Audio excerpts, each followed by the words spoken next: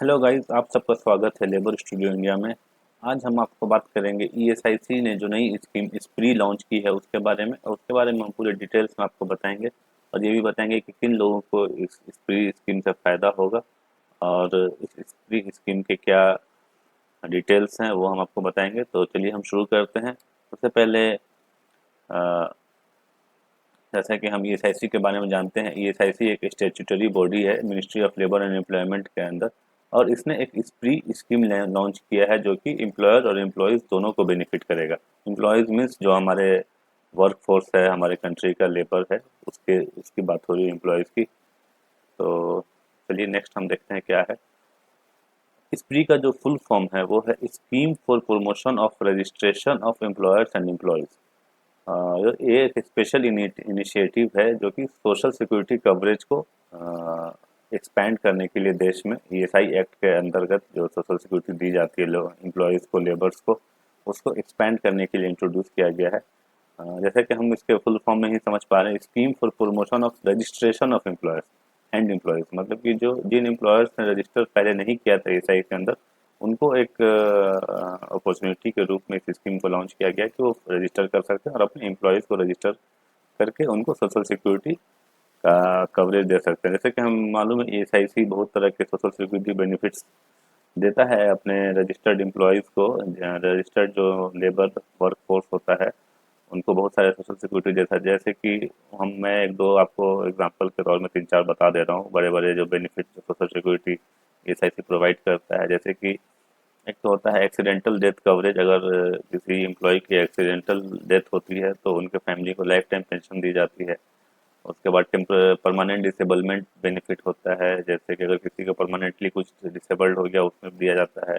महिलाओं को maternity benefit के अंतर्गत 6 महीने की पूरी सैलरी बिना काम किए दी जाती है। और भी बहुत तरह के बेनिफिट्स हैं, सोशल सिक्योरिटी स्कीम्स बोला जाता है उनको। तो चलिए हम स्प्री के बारे में भी बात करेंगे। स्प्री में और क्या क्या है वो हम देखते हैं नेक्स्ट स्लाइड में। तो ये स्प्री स्कीम की टाइमलाइन है 1 जुलाई 2025 से लेकर के 31 दिसंबर 2025 के बीच में। अगर आप रजिस्टर करते हैं तो आप स्प्री के अंतर्गत अपने यूनिट को रजिस्टर कर पाएंगे।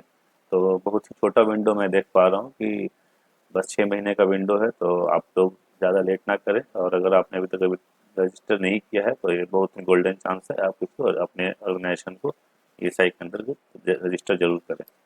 नेक्स्ट हम देखते हैं स्प्री में हमें क्या क्या बेनिफिट्स हमें गवर्नमेंट की तरफ से मिल रहा है, ईएसआई कॉरपोरेशन की तरफ से मिल रहा है। तो इसमें हमारा फर्स्ट पॉइंट में लिखा है the employers registered during the period will be treated as covered from the date of registration और the date as declared by them. तो इसमें ये हो रहा है कि जैसे पहले हम रजिस्टर करते थे, पहले स्प्री के पहले के पीरियड में अगर कोई एम्प्लॉयर रजिस्टर करता था तो उसको अपना डेट ऑफ इनकॉर्पोरेशन या फिर date of start of business बताना पड़ता था। लेकिन इसमें डेट ऑफ रजिस्ट्रेशन को ही उस डेट से ही उसको कवर माना जाएगा, तो उसको पहले का जो पीरियड है उससे वो एग्जेम्प्ट हो जाएंगे, उससे वो बच सकेंगे और पुरानी कोई देनदारी उनके ऊपर नहीं होगी।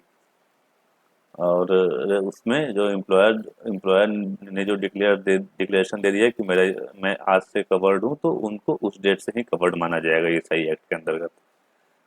नेक्स्ट हम देखें थर्ड पॉइंट में, एम्प्लॉयर्स कहाँ रजिस्टर करेंगे। ईएसआईसी पोर्टल के थ्रू भी कर सकते हैं, श्रम सुविधा में भी कर सकते हैं, और एमसीए पोर्टल के थ्रू भी कर सकते हैं।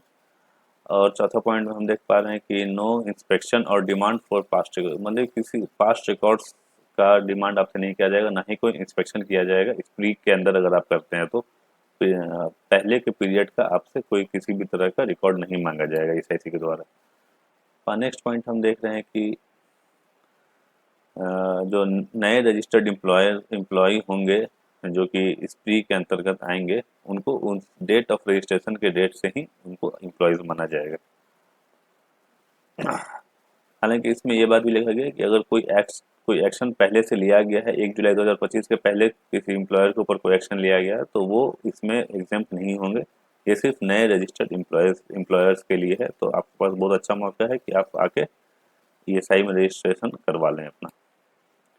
तो इसका हम ऑब्जेक्टिव क्या है, इसका ऑब्जेक्टिव है कि एक सिंगल वन टाइम अपॉर्चुनिटी जिसको बोला जाता है, अनरजिस्टर्ड एम्प्लॉयर्स और एम्प्लॉयज़ को including contractual and temporary workers to enrol without facing, मतलब कि बिना इंस्पेक्शन और बिना पास्ट ड्यूज के किसी डिमांड के आपको रजिस्टर करने का मौका दिया जा रहा है।